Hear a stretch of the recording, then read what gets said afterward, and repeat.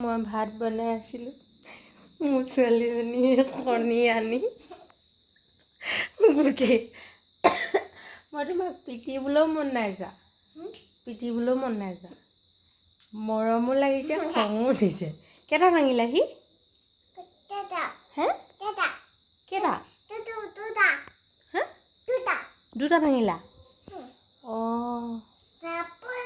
কোনে শিকালে তোমাক কণী যে চুলিত লয় বুলি নে মূৰত মাৰি ভাঙি দিলা হা এইবোৰ তুমি ডাঙৰ হ'লে চাবা দেই হা